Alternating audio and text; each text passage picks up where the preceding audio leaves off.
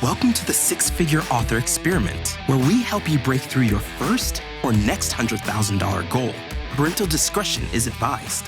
Now, let's get on with the show. Hi, Lee. It's great seeing you again. I'm It, excited to talk with you about sabotage. yeah, and failure. But we kind of do this podcast to post-mortem our own ideas and experiences, even when they're not going well. And I feel like that's relatable. So, Yeah, well, I also think that so much of our work, of the work that's out there, is for like a very new author or somebody that like sabotages themselves or whose business behaves in the traditional way that like you can expect. And so a lot of this show is like, well, did you know this is another way you can fail? Like, this is actually, a, I feel like it's for any creator at any step of the journey because we think that the creators who make 10 times the money we do or have 10 times the platform that we do aren't plagued with self-doubt. And really, right. we're all like running on caffeine and self-doubt. Yeah, absolutely. And I always think it's fun to be like, oh, I thought I couldn't fail in that way anymore. And then I just do. Like, I mean, in the past month, we disbanded a company. I've been trying to like get stuff back up and like running. And I'm like, well, even though I know all the steps that happened, and I'm still just so surprised that even my seventh company failed, you know? And that is what brought me to thinking about self-sabotage. You had said you wanted to do an episode about self-sabotage. It got me thinking about this, my own self-sabotage. So like, do you want to dig in? We were talking and then we decided to I was like, let's hit record. And so like, Let's record. let's, So, let's rewind. okay. A year and a couple months ago, we started the podcast, and I was like, this is going to be great. We're going to help Russell launch on Amazon, and I'm going to do better with my launches. And then I re-listened to the podcast, and I think it was exactly a year ago that I was like, well, I was supposed to launch this dark romance book that I worked really hard on, but I just threw it out there, didn't tell anyone, and I wonder why there's only a few sales. And I was like, I'm going to fix that. Well, I wrote Kinky Batman, and I'm really proud of it. It's a duet. It's dark. It has more mystery suspense than I usually put in a book. I challenged myself as a writer. I had ups and downs. I had a lot of beta readers, a lot of dev editors help me with it. They fixed parts of it different times. So this was a bigger project, and I invested quite a bit. I got one of the top cover artists I've ever worked with, whom I love, still waiting on some of the paperbacks to come into my inbox, but like I'm sure she'll email me eventually. Anyway, I worked really hard on this, and I got all my ducks in a row, and then I put it up on pre-order for May 16th, and it was last year, so in 20, I had 6 months. And then I wrote another book and I launched that. And I wrote one with Renee and I launched that. And then I did a Kickstarter and I was distracted by that. And I, hired some people and fired some people. And I just distracted myself for 6 months. And it's not all bad. The launch is going, it's fine. It's not breaking any limits and it's not breaking any personal records of mine. But So can I ask you, when did you put it on pre-order so you put it on pre-order in like December? yeah, I think it was December. Yeah. Okay. Yep. My team and I'm working with a really awesome assistant to build a street team. And honestly, I've noticed this before though. There's a video in my group, the Millionaire Author Mastermind, where I like announce to people that Renee and I were on book 6 of our series, which is now like 25 books. So book 6, and we were going to go for top 100. We were going to try to hit top 100, meaning getting enough sales, spend enough on ads, do whatever we needed to do to hit top 100. And the first time we said, we're doing this, we did not do it. We didn't get high enough in the store. We didn't spend enough. We didn't, whatever. And then the next one we did. It almost was like, we're going to do this. And then I remember going in to post in the group and I said, we failed so hard. Like we did not ring the bell. But everything that we did actually built our platform up so that the next time it was easy to hit top 100 and Kindle Unlimited. And then later we took the books out of Kindle Unlimited. We started hitting the USA Today, spending a lot on ads in launch week and kind of running a strategy that way. But we failed. And I'm looking at what I did. And the only way that I fail, Becca Syme would say, the only way you fail is if you take yourself off the board. So you're the king. Your desire to keep writing and publishing or whatever your goal is, that's the king. And if you knock yourself out, if you say, I'm done with this and walk away, then you're off the board. And reality is a lot of us will do this and we'll go off and do something else with our time and have fun and maybe move on and have a blast over there. And we'll always be writers. But if I want to keep publishing, I get to decide whether this launch was a failure, whether it was a success, whether it was a building block towards what I actually want, which is where I'm at. I did not do enough for this launch. And a lot of it was I put some blocks in place and I got scared. And I was like, I don't know if I can be a bigger author than what I am, which is a lie, which is as delusional as me saying I can be a billionaire author. Me saying I'm not that, I'm just not going to have a great author career is actually delusional because I've literally already done it. But if you feel like you're a failure, you feel that way and you can take yourself off the board.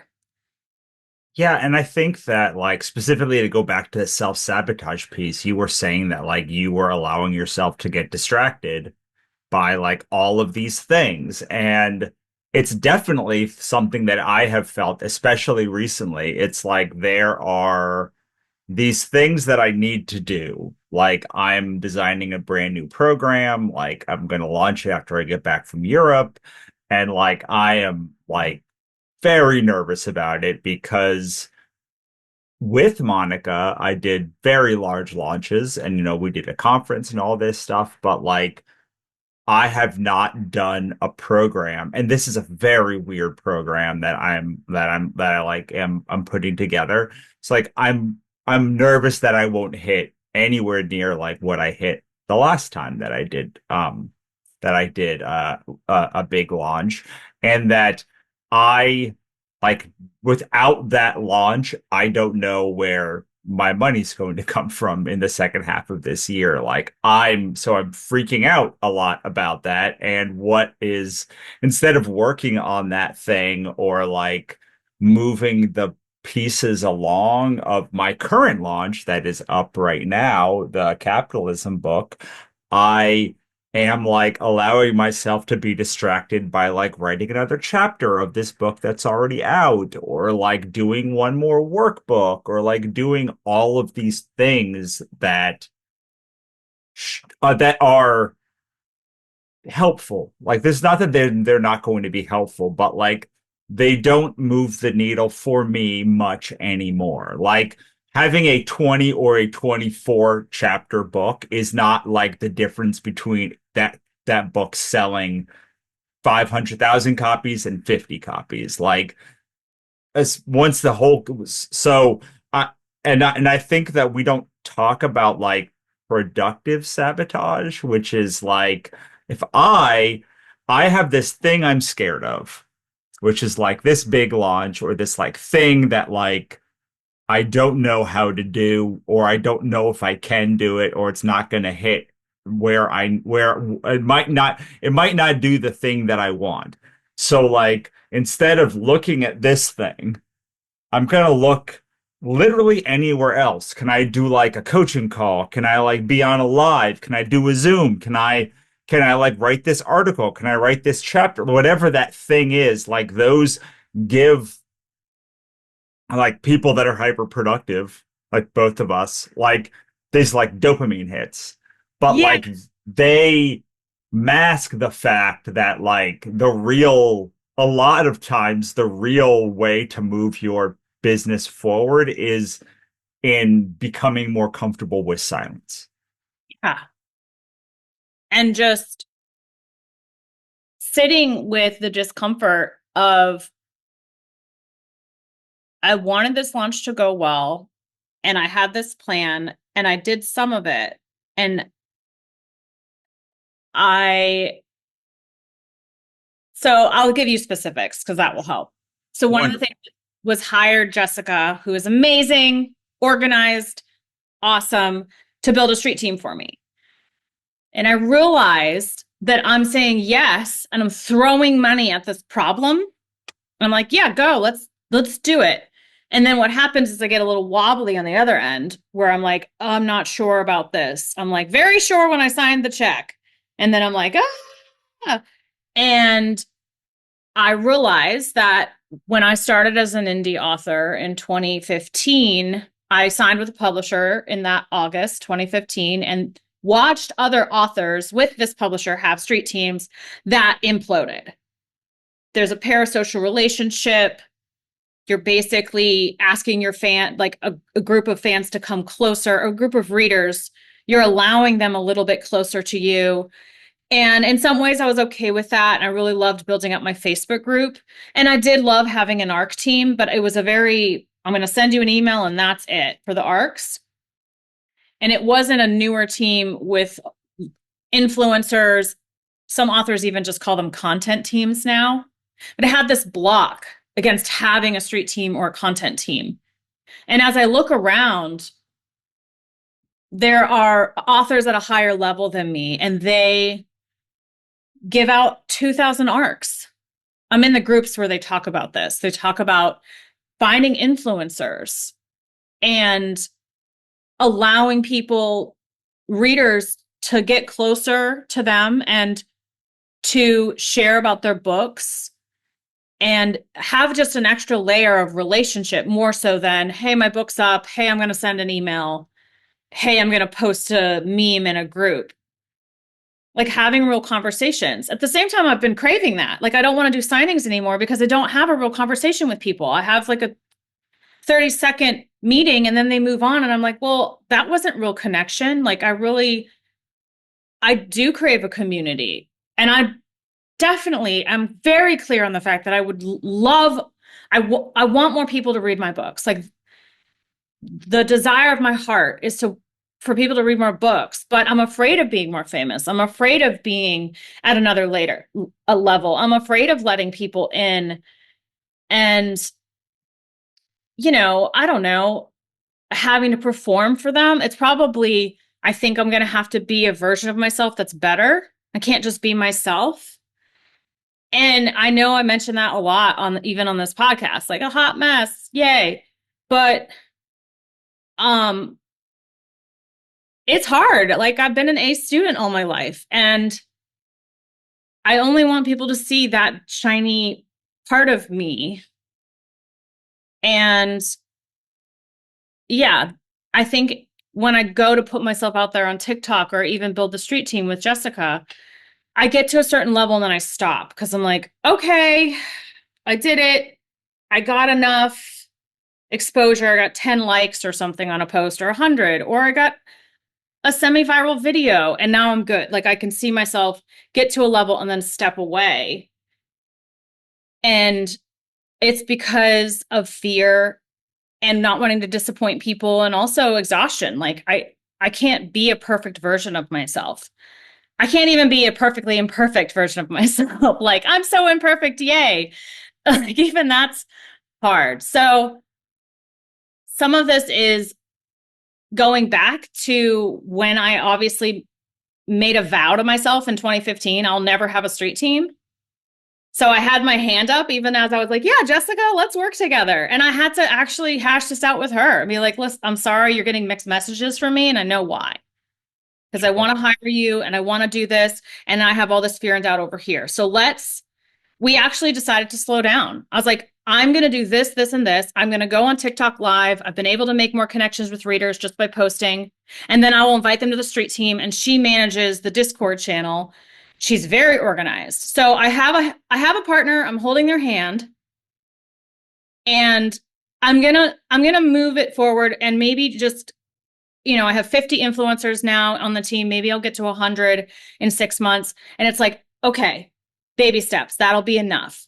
Maybe the bigger authors are 1,000, 2,000 people, and I'll be at 100, and that's okay. Like I'll do that much, and then I'll do the next. Because in 5 years, people will be like, Lee, what did you do? Why is your book so big? What's going on? And it's like, well, it's all the failed ads, all the failed, messages to creators, some maybe I run this Discord with Jessica and things do implode.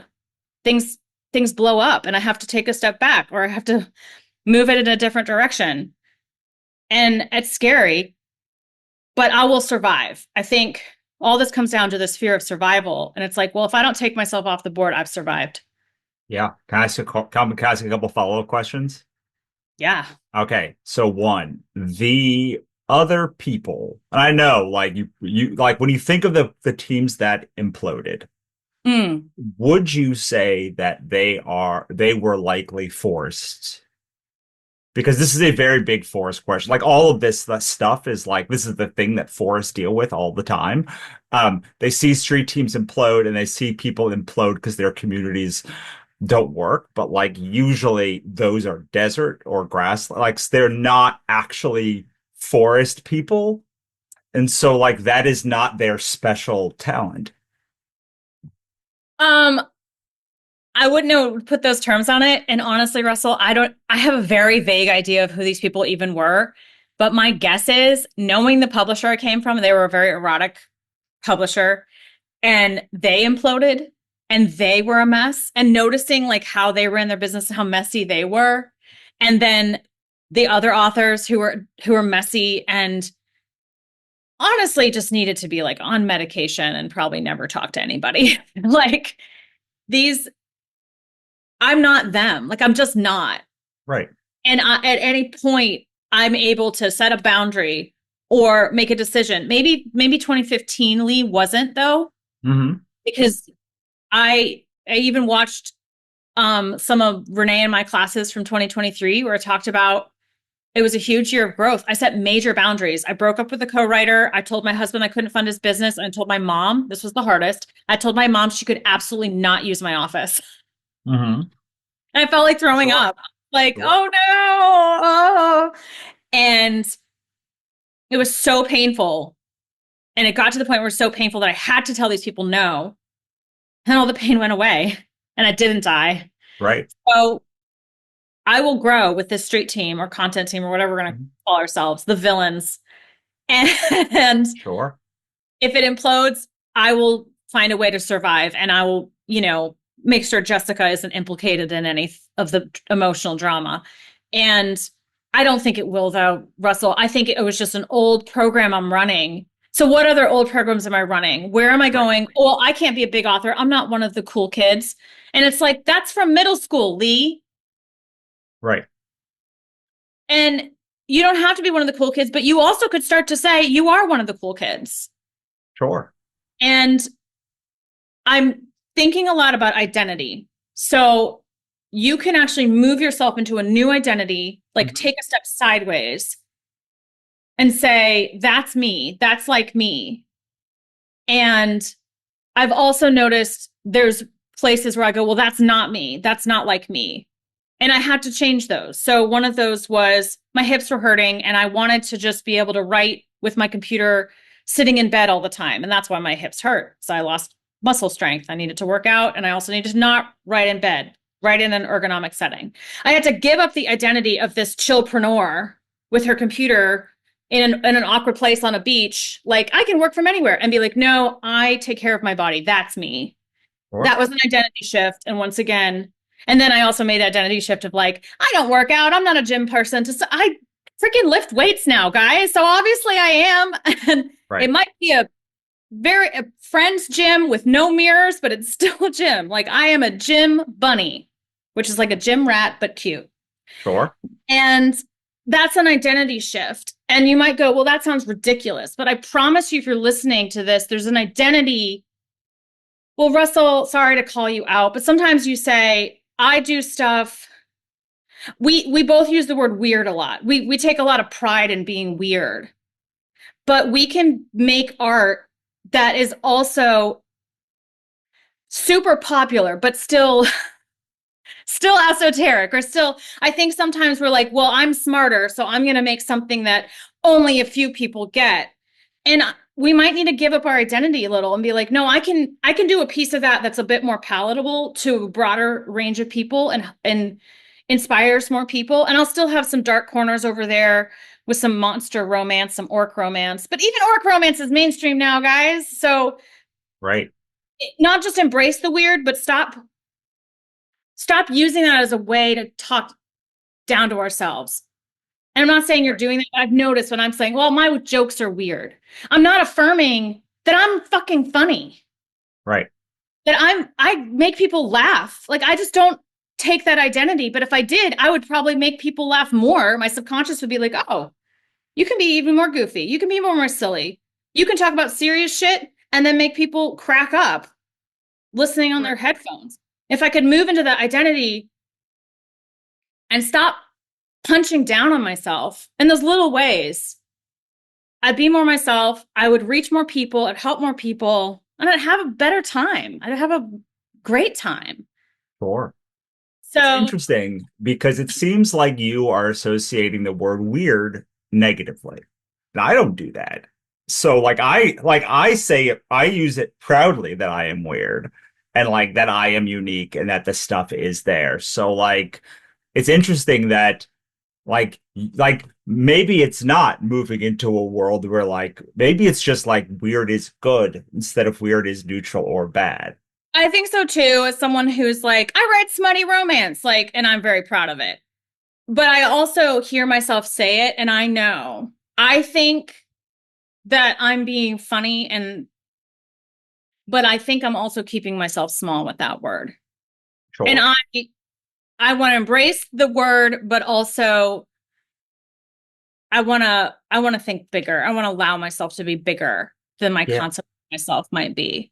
So I think it's interesting because like an aquatics weirdness and dialing into an aquatics weirdness is like what can amplify them. Like an aquatic wins by saying on some level, looking at like when someone looks and is like, what? Okay, so I have this new series called Quest Girls that I've been working on. And like book one is called Fuck Fairy, and the subtitle is No, It's Not Porn.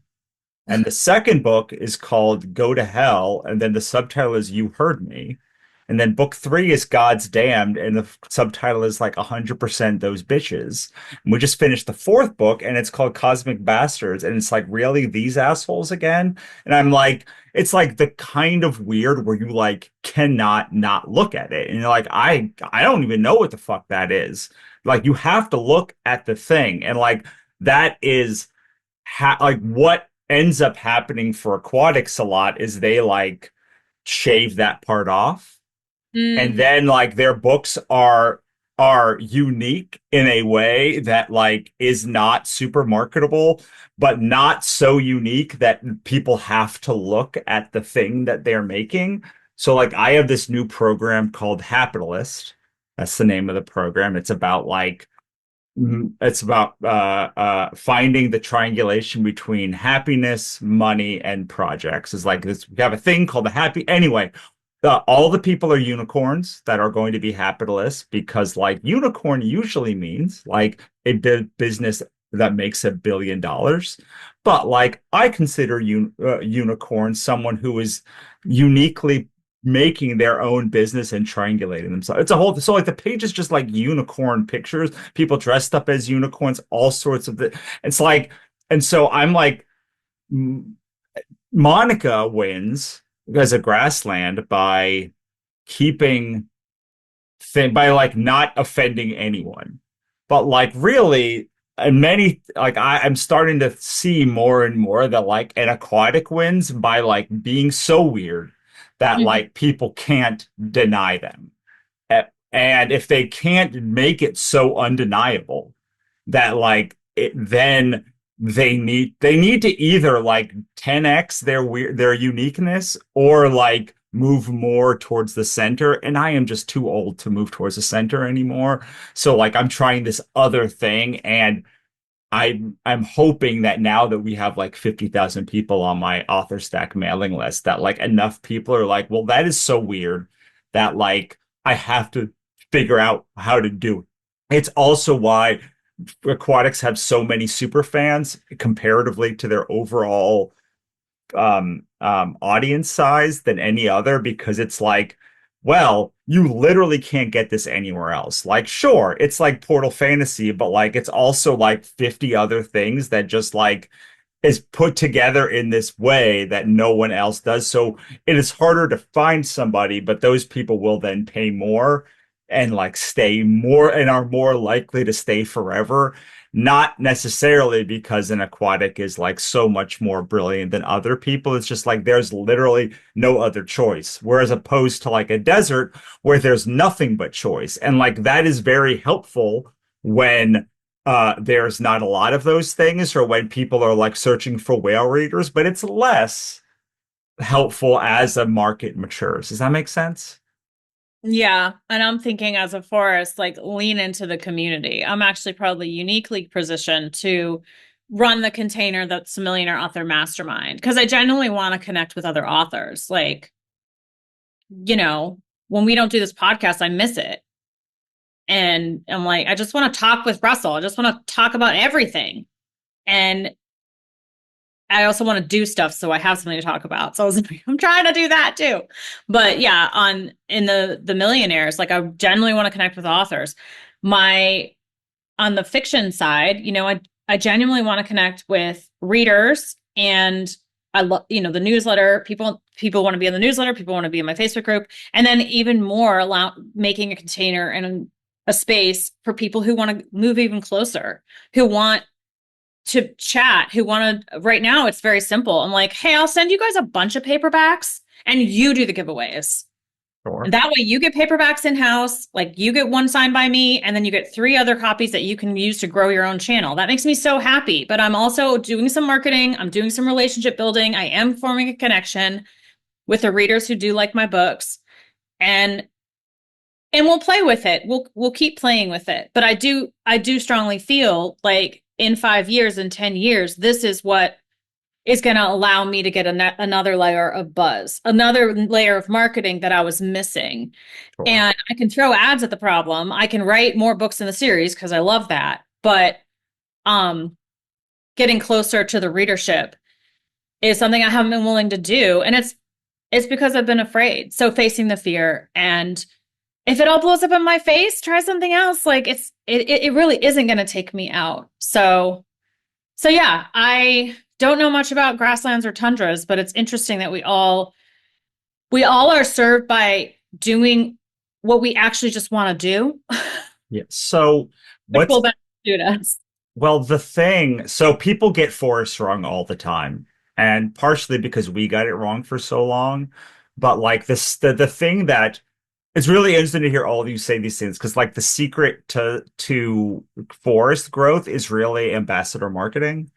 And ambassador marketing is getting a small group of people like Dream 100 or 1,000, 2,000 people to like who love your stuff so much that they can't not share it. And then that splinters out and spiders out. It's that like Brandon Sanderson, like he puts a thing in a Facebook group and all of the people like use it. But like the thing about ambassador marketing is the secret has nothing to do with you. Like it's the same thing you do with the Millionaire Author Mastermind, which is you get people to come closer and to share your thing because they have the transformation. They feel seen on a deeper level through your work. And that is what makes them go, you have to read this book because X, Y, and Z reason. It actually, I don't think it can be about you and having a deeper relationship, but really, people tend to want to have a deeper relationship when they feel more deeply seen, not when they necessarily see you deeper, except when that deepness makes them feel more deeply seen. Yeah. Yeah. And I was thinking, I think you and I both partner with other people on things like co-writers or co-business leaders. And that can be a fear of being seen also. Like I know, I have had over 5 co-writers and every relationship has served a different purpose. And some of them have been super successful. Right now I only have one with Renee, but even there, I'm like, how much am I just hiding behind someone I perceive as more successful than me? How much am I like, and I joke like, oh, I'm just riding your coattails to the top. But it's not entirely true because I've had my own success and I will have continue to have my own success. But I can start to doubt myself. And I do wonder, where have I been afraid of being seen? So I like like I'll be behind Renee and we'll both do this course or this book or something, but I'm still hiding. And then it becomes like, all right, publish some books on your own, which is what I've been doing, just to be more seen, just to be more like taking those steps. Because when we avoid something, our brain thinks it will kill us. Our brain's like, oh. And it turns out when we don't want to do something, but we do it real fast. Like I've been posting on TikTok, like I'm making myself post on TikTok.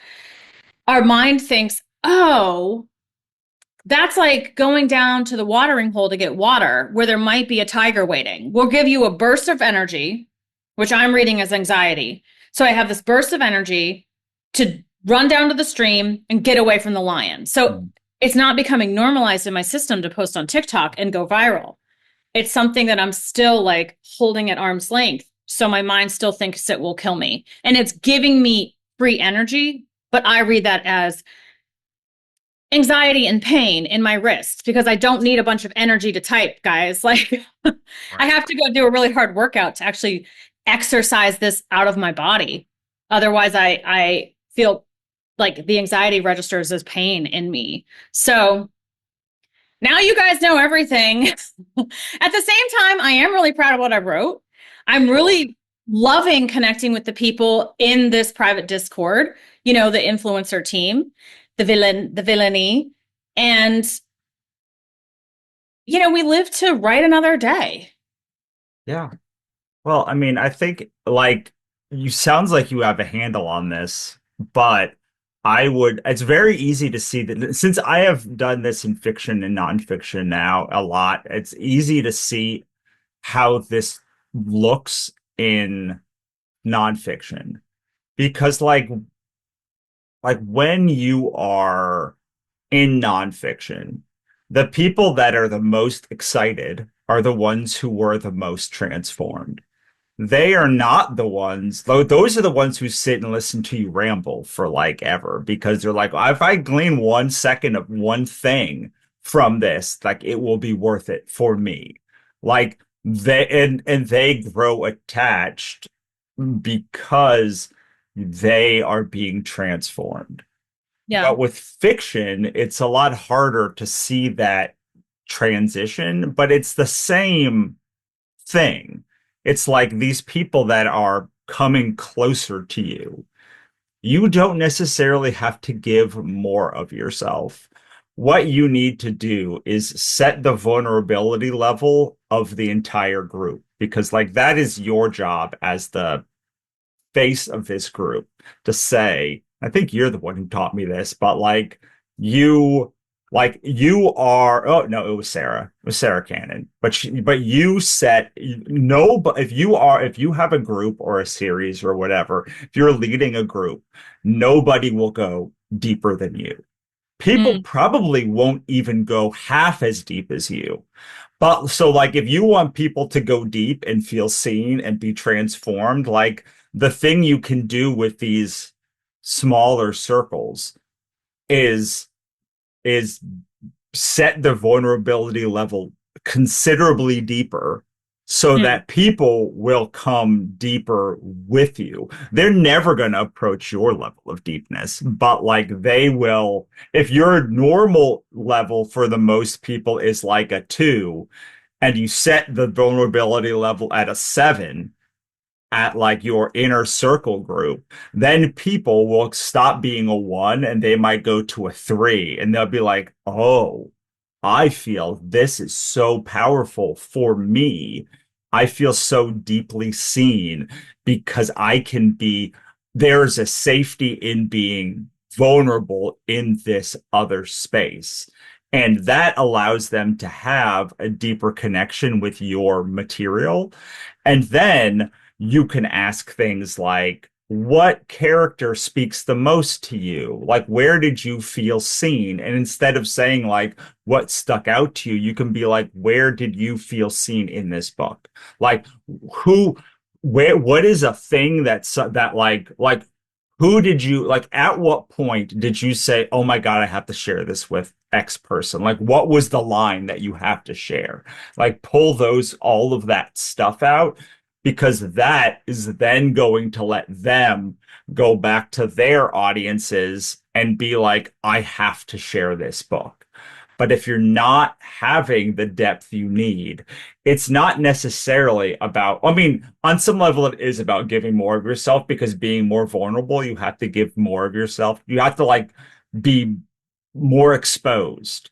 But that doesn't necessarily mean giving more of yourself. It's like opening a deeper, like you could open one deeper wound and like go really deep with that one wound, keep other stuff back, and people will still feel like, okay, this is the level that we're at. I think that that's the success of the author ecosystem on some level, but it's the success of like the conferences. Like we stood up at the beginning of the thing and said, this is how deep we are going. Mm-hmm. And then like all now you all have the permission to like that is how safe you should feel this safe here because that is how safe I feel in front of all of you. And I only stood up there for what, 30 minutes or 45 minutes maybe and talked. And like I still was able to then have those communications and have everyone else out there. But like a forest superpower is not saying, look at me as I go deep. It's saying, we are using my books, my material, or some material to find hidden depths in ourselves. And I will let you safely explore those depths through my work. And then once you feel really deeply seen, you have like a good forest group doesn't need to tell people to share. Like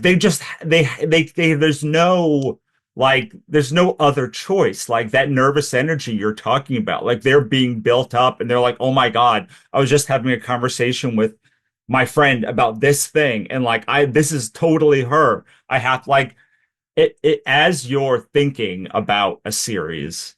This is not necessary. I know I've now beaten a dead horse, so I just want to sum up. Like, as you're thinking about like, how do I get people to like share more? And how do I get my influencers to be more connected?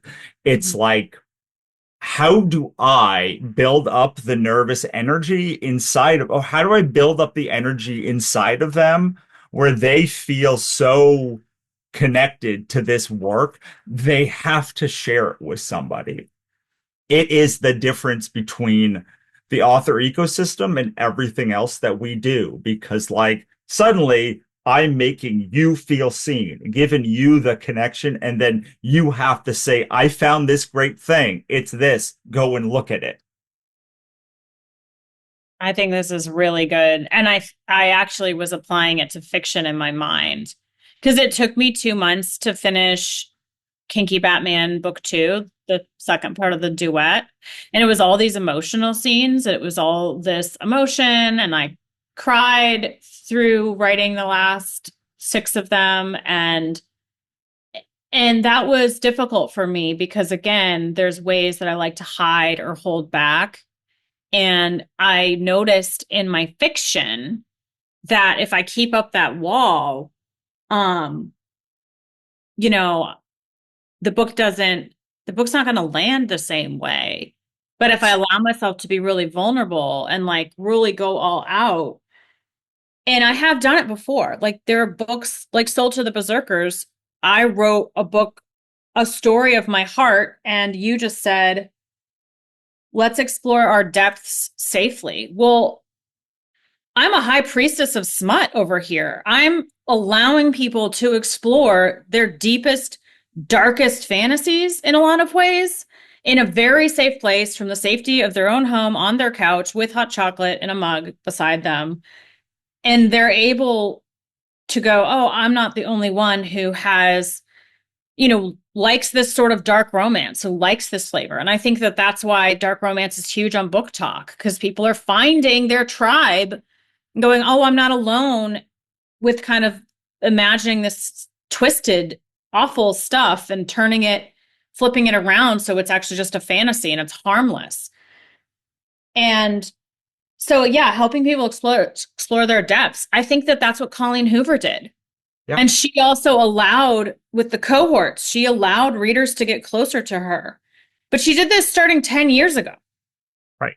And now, and then she's like sold more books than other authors, the other top authors combined in 1 year, like 2023 or 2022 or something. And it's like, well, it's been building. It's a groundswell. And I'm not going to explore the same themes she is, and I'm not going to have the career that she has. And I don't really want it. I want to do my own thing.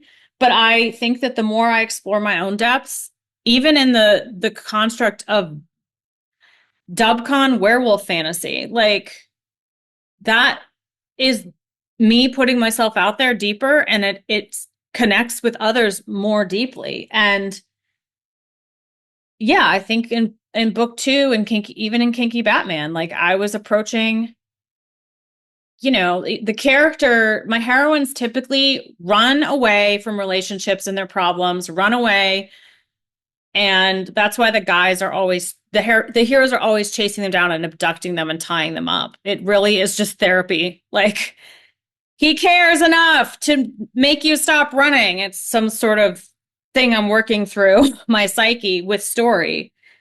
And anyway, that's kind of a mess, but what you said resonates, and I'll have to think about it more deeply. But when I go deeper, even in fiction, you're right. People do feel seen. They do feel safe because I set the pace, I set the tone, and I made a container that is safe. Right.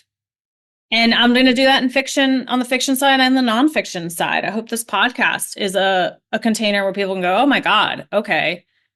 Like, I feel like a failure today. And Lee and Russell talked about that feeling over and over and over again. Yeah. Well, so you mentioned something that's really important that I want to touch on before we get out of here, which is so many people think that they need some sort of level of connection outside of their work to like make a forest, to make a community, to make an ambassador program work. But like most people do not connect with their creators most through seeing them, hanging out with them, getting a arc from like whatever, like getting like they connect through the work most deeply, which is why an author needs to like focus on Forrest needs to really focus on that like shared language and like the like making people feel seen in the work, because they are mostly going to communicate with you through how the work makes you feel. And when we talk about forests overall, they are, when people like look at a forest, they'd be like, oh, they have this great community, they have this stuff, like they're like all talking about like Hello Kitty or whatever. But like that is almost exclusively a very, very, very small amount of people that have chosen to take that depth of conversation. Like I have never met Taylor Swift, despite the fact that I talk about her a lot. Like I've met Kesha like one time at a signing for like 3 minutes. I met like Halsey 0 times. And like, so like these are the people that like in many ways have like the most influence. Their work has the most influence over me. And I have combined met them for 3 minutes And I don't follow any of them on social media. Like I work with them through the work. And so like, how can we make work that is the most resonant to people and then make sure that they feel seen in such a way that they have to share it? Because usually a forest, like their best the best way they have is that like evangelist person. It's not algorithmic. It's not like format or partnerships. It's how can I take this group of people and make this resonate so deeply with them in just the words that I'm using to like so that they have to share it. They have to like reread it. Like they have to do these things. It becomes part of their identity. And we talk about forests being so identity driven and like people feeling seen. And like that is what like the surface level, yes, like it's about shared language, it's about being, but like all of this stuff is really like the undergirding of like what anyone, not just the forest, can do to make somebody talk about their work. And that is a big problem, I think, in most authors. Their question is not like, why isn't my Facebook group dead? Or like, why, like, oh, it's like, why is no one talking about like this book that I just like, why hasn't it become part of their identity? And it's usually because either implicitly or explicitly, you haven't made that core, you haven't given them that like I feel seen here moment, and I feel safe exploring this. Mm. Yeah. So doing more of that, like, how do I make people feel seen and feel safe? Like, that is what I want to do more of. And that is like, how do I make myself feel seen? Be okay with feeling seen and being known too. Feel Yeah. safe being known. That's what I'm answering. Another level. Yeah. And yeah. And the more you can say, so like I tell a lot of these stories and like all of this stuff and try to be like very vulnerable, but it's mostly around like how can I use this as a way to that you can have a transformation. Mhm. Like, and that is like one of the biggest secrets that I unlocked is like nobody loves your book because of how amazing you wrote it. It's like nobody likes Sally Rooney because like she is the greatest wordsmith in the American language. They love her because of how her work makes them feel and how it transforms their life in a positive way. So whenever we're like, we can't go deeper, I can't be more seen, like I X, Y, and Z thing or even if you're like no one's reading my work like I must be bad like that is I'm not saying that's never the case. You can make bad things, like there are just some things that object, but like most of this is about like especially if you've had an editor and like people look at it and be like it's good, like most of it is then about like how can I deepen this transformation for them? How can I make my book a Mhm. better avatar for them? Like, how can I make my book a conduit and my main character an avatar for them to have a transformation? And that doesn't matter if like you're telling a dumb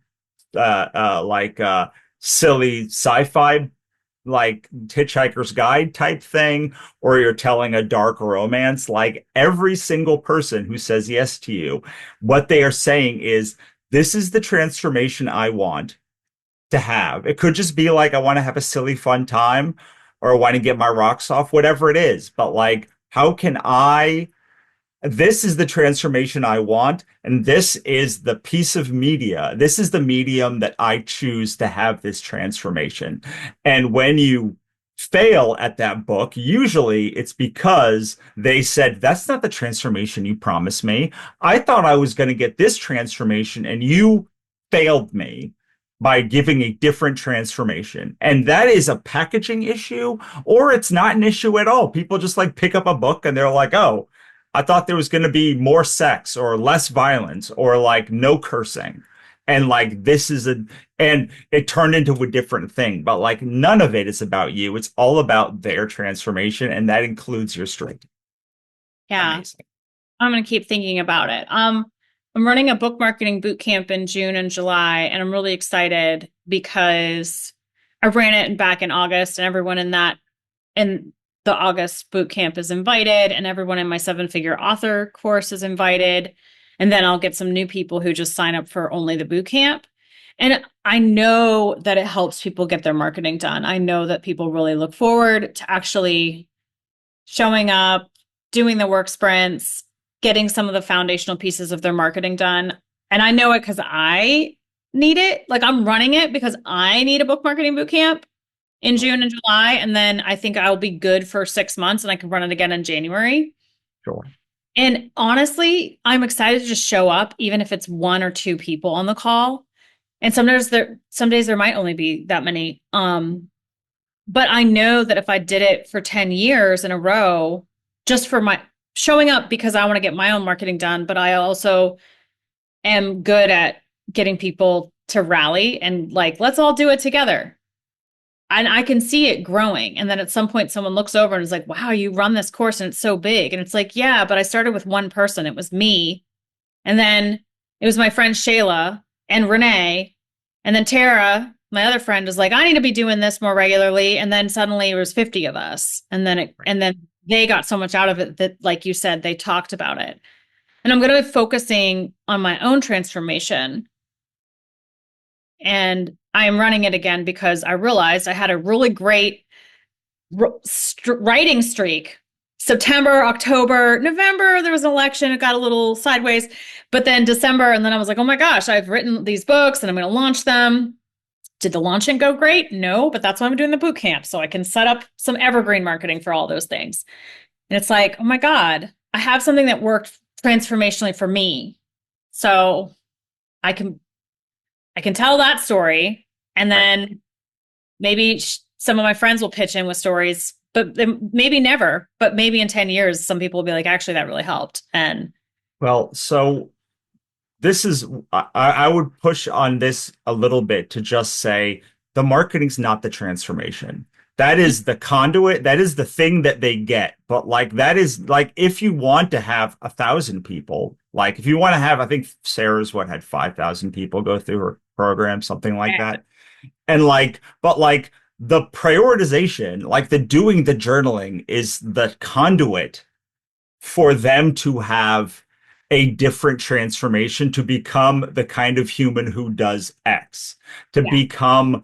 And so like most people that do courses or nonfiction, like they get stuck on this thing that's like, what, like this is the medium and this is the conduit of what we're doing. But like, what is the actual transformation of like, you are going to go from cluttered chaos human to like marketing to like having this flow often, to like be able to do repeatable things. Even that's really not like the transformation. The transformation is like this like very base like core thing that you're doing. And I think that one of the reasons it takes 10 years for a lot of people to do it is like it takes that long to really understand what the transformation is that they're like.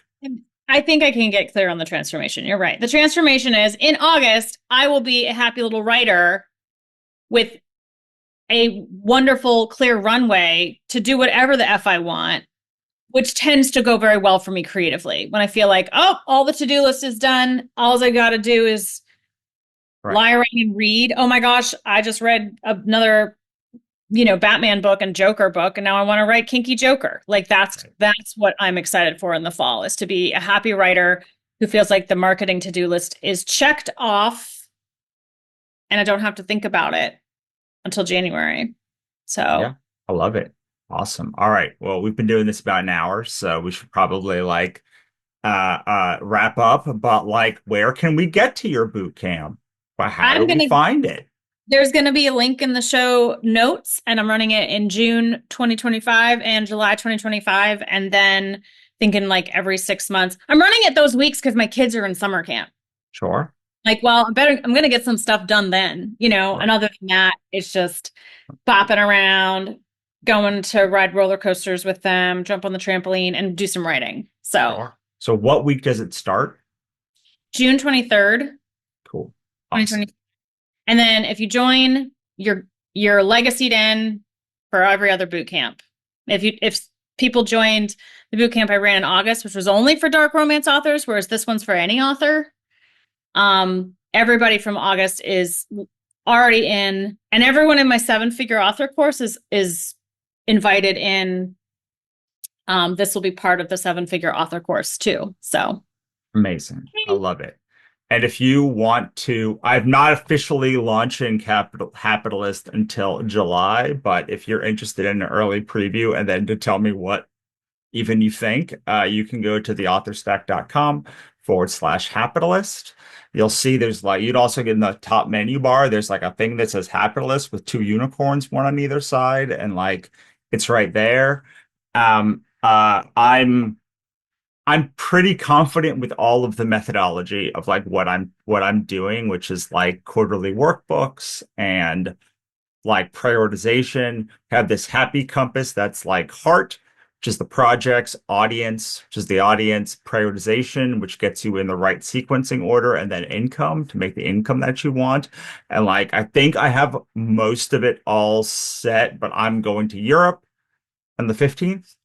And yeah, so I'm gonna like let it sit as I go over there and try to get more comfortable with only doing one thing. And because the other thing that happened this is like I just said yes to everything, which is yeah. great. Like I love saying yes to everything because all my friends do amazing things, but like suddenly I'm like, oh, I have to launch all these things now. And so it's like, Every and every yes comes with like 100 emails. And I yeah, have to realize that when I say yes, I'm like, why are they emailing me? Oh yeah. right, exactly. And so I'm trying to now that like writer MBA no longer exists to like be like, okay, how do I keep whittling down and how do I get one program that like can grow in the way you're talking about and amplify? Because over time, it like the amplification happens and the amplification doesn't happen when you have 50 things. Like it comes when you're like, you're the person who does this. You're this human. And so yeah, I'm in process on that, but yeah, I learned I had 31 product launches in the last 36 months. That does not include retailer launches or anything. And like that's just it's too many. It's too many. It's too many. Yeah, that's your email about realizing how many launches you had made me realize like, oh yeah, I was like, I'm going to have a big launch. Then I just cluttered up my calendar because it was scary to think about doing 700 things to push one book Right. versus 700 things to push 700 different things. Right. Like, well, of course I didn't go very far. Like, I didn't really push it. And Right. like, Exactly. what are you afraid of? What if you did? What if you got some momentum? Because magic happens when I do get momentum. So, but it's okay. You know what? I haven't taken myself off the board, Russell. I'm still I love here. it. I love it. All right. Sixfigureauthorexperiment.com. Like, subscribe, comment on YouTube or whatever, and we'll see you next time. Bye. Saluted everybody. Thanks for listening. For more, head on over to sixfigureauthorexperiment.com for archive access, resources, and more. We'll see you next time.